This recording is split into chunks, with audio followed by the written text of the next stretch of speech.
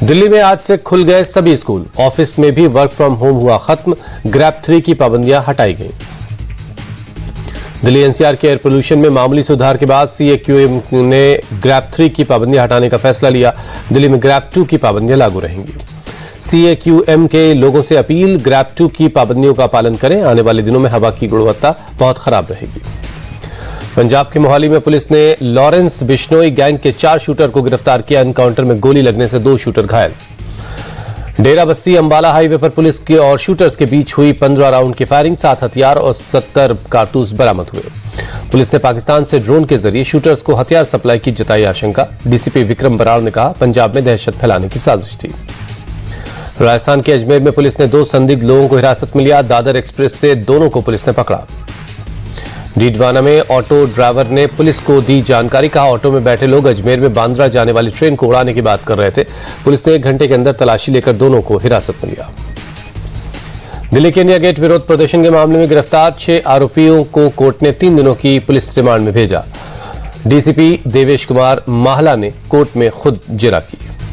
नई दिल्ली डीसीपी ने पुलिस की ज्यादती की वायरल तस्वीर का राज खोला, कहा युवक के हाथ में था पेपर स्प्रे, दबोचा नहीं जाता तो कई और पुलिस वाले जख्मी होते।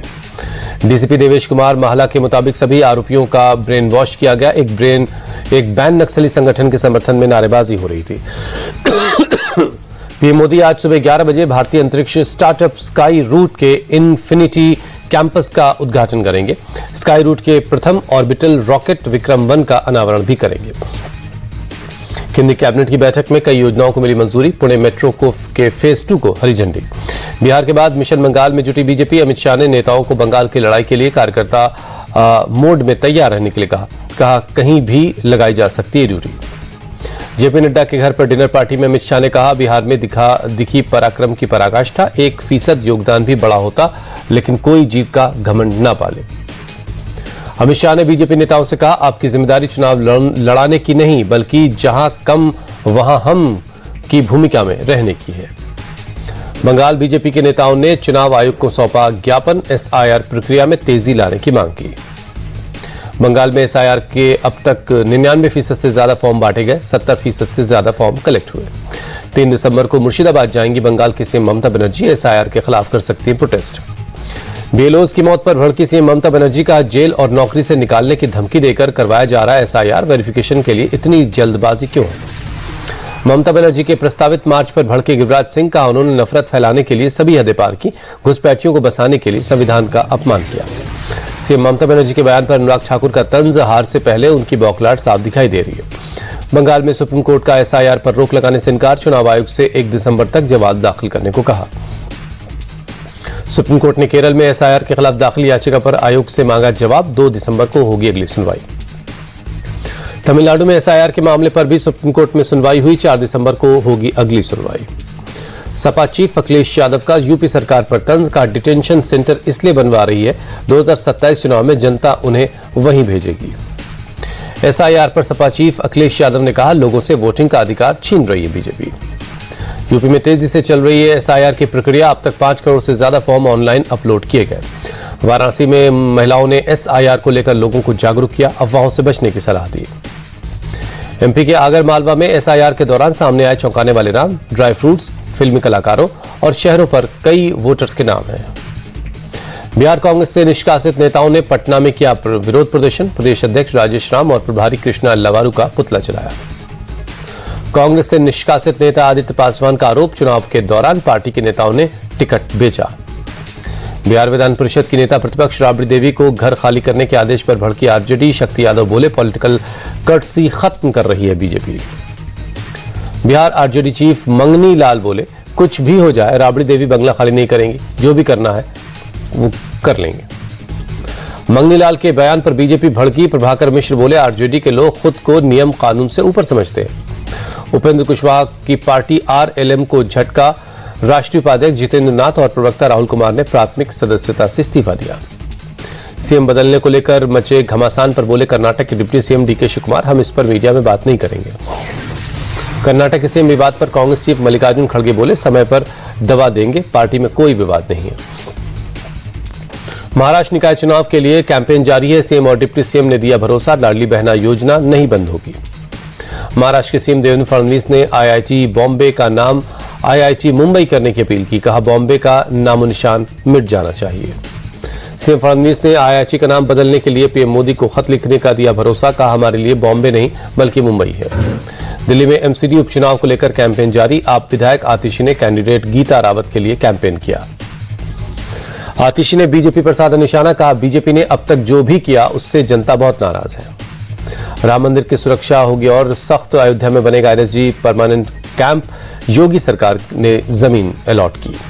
अयोध्या राम मंदिर की धर्म ध्वजा पर तिल मिलाया पाकिस्तान। पहुंचा यूएन। भारत में इस्लामोफोबिया और मुसलमानों की विरासत को खतरे का आरोप लगाया। धर्म ध्वजा पर पाकिस्तान के आरोपों का भारत ने दिया जवाब। कहा, जो देश गर्त में हो वो हमें उपदेश न दे, अपने मानवाधिकार के रिकॉर्ड पर ध्यान दे। सांसद इंजीनियर राशिद की याचिका पर दिल्ली के पटियाला हाउस कोर्ट ने फैसला सुरक्षित रखा। संसद सत्र में हिस्सा लेने के लिए जमानत मांगी है। आईआरसीटीसी घोटाले में राबड़ी देवी की याचिका पर सीबीआई को नोटिस, जज बदलने की मांग की है। कोर्ट ने सीबीआई को 6 दिसंबर तक जवाब दाखिल करने को कहा। अगली सुनवाई भी 6 दिसंबर को होगी।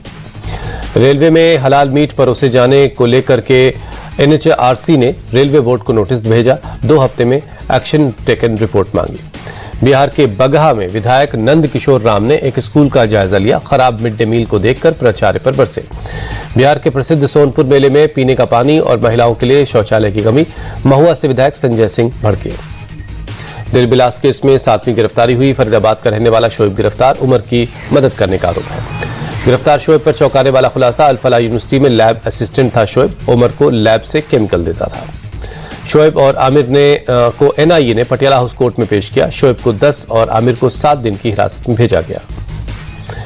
मध्य प्रदेश के रायसेन में 6 साल की मासूम से रेप के मामले में पुलिस के हाथ अब तक खाली। रेपिस्ट का वीडियो आया सामने। घटना के बाद भी आरोपी उसी इलाके में घूमता रहा। आरोपी पहले वीडियो में ट्रक ड्राइवर को रास्ता बताता नजर आया। दूसरे वीडियो में सिगरेट खरीदता हुआ दिखाई दे रहा है। पुलिस वीडियो के आधार पर आरोपी की तलाश कर रही है। अजमेर में 2 लोगों ने दुकान में घुसकर चाकू से किया हमला। हमले में दुकान का कर्मचारी घायल, अस्पताल में भर्ती। दुकानदार की शिकायत के बाद पुलिस ने शिकायत दर्ज की। दुकान में मोल भाव को लेकर दोनों के बीच बहस हुई थी। कर्मचारी के रोकने पर एक शख्स ने चाकू निकालकर हमला कर दिया। पंजाब के अमृतसर में एक शख्स को गोली मार दी गई। शख्स की पगड़ी भी उतारी गई। हमले का वीडियो सोशल मीडिया में वायरल है।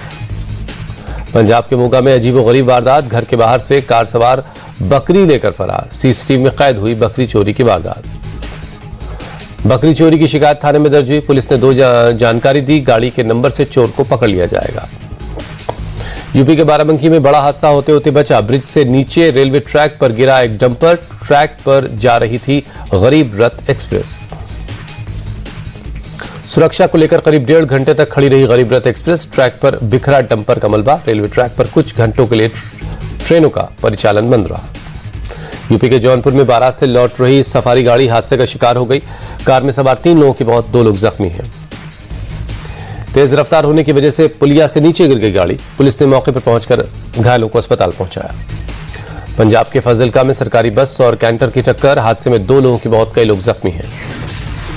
छत्तीसगढ़ के रायपुर में एक बंद घर में आग लग गई। फायर ब्रिगेड की टीम ने आग पर काबू पा लिया है। एमपी के ग्वालियर में ज्वेलर्स पर फायरिंग के मामले में पुलिस को मिली सफलता। हमले में शामिल सभी 5 बदमाशों को गिरफ्तार कर लिया गया है। छत्तीसगढ़ के बीजापुर में 41 नक्सलियों का सरेंडर। 32 नक्सलियों पर था 1 करोड़ से ज्यादा का इनाम। बिहार के हाजीपुर में तेज रफ्तार ट्रक ने 2 छात्राओं को टक्कर मारी। दोनों की हालत गंभीर है। जयपुर के शास्त्री नगर में घुसा एक तेंदुआ। वन विभाग की टीम पकड़ने में लगी है। पुणे में खेड़ में तेंदुए ने मासूम पर हमला कर दिया। 4 साल का बच्चा बुरी तरह जख्मी है। पश्चिम अफ्रीकी देश गिनी बिसाऊ में तख्ता पलट। सेना ने राष्ट्रपति उमरू सिसोका एम्बालो को गिरफ्तार किया। सेना प्रमुख ने सत्ता पर आधिकारिक कब्जे का ऐलान कर दिया है। बांग्लादेश की राजधानी ढाका के कोरेल इलाके में झुग्गी झोपड़ियों में लगी भीषण आग। 1,500 से ज्यादा झुग्गियां जलकर खाक। हजारों लोग बेघर, किसी के हताहत होने की खबर नहीं। फायर फाइटर्स ने 16 घंटे की मशक्कत के बाद आग पर काबू पा लिया। प्रशासन के मुताबिक 160 एकड़ में फैले इलाके में रहने वाले 60,000 परिवार में ज्यादातर प्रभावित रिफ्यूजी हैं। भारत को कॉमनवेल्थ गेम्स 2030 की मेजबानी मिली। स्कॉटलैंड के ग्लासगो में कॉमनवेल्थ स्पोर्ट्स एग्जीक्यूटिव बोर्ड की बैठक के बाद अहमदाबाद होस्ट सिटी घोषित हुई। 15 साल बाद भारत को कॉमनवेल्थ गेम्स की मेजबानी मिली है। 2010 में नई दिल्ली में हुआ था कॉमनवेल्थ गेम्स 2030 की मेजबानी पर बोले पीएम मोदी, हम वसुधैव कुटुंबकम की भावना के साथ दुनिया का स्वागत करने को तैयार हैं। विमेंस प्रीमियर लीग के चौथे सीजन के लिए मेगा ऑक्शन होगा। आज दिल्ली में दोपहर 3:30 बजे से शुरुआत होगी। WPL ऑक्शन में देश विदेश की 277 खिलाड़ी शामिल होंगे। 5 टीमों में 73 खिलाड़ियों पर लगेगी बोली। आईसीसी ने जारी की नई वनडे रैंकिंग। टीम इंडिया के पूर्व कप्तान रोहित शर्मा ने फिर बनाई टॉप पर जगह। रोहित शर्मा के पास 781 रेटिंग पॉइंट्स हैं। दूसरे पायदान पर खिसके Daryl Mitchell. T20 world cup champion women's blind team से मिले राहुल गांधी, खिलाड़ियों को दी जीत की बधाई।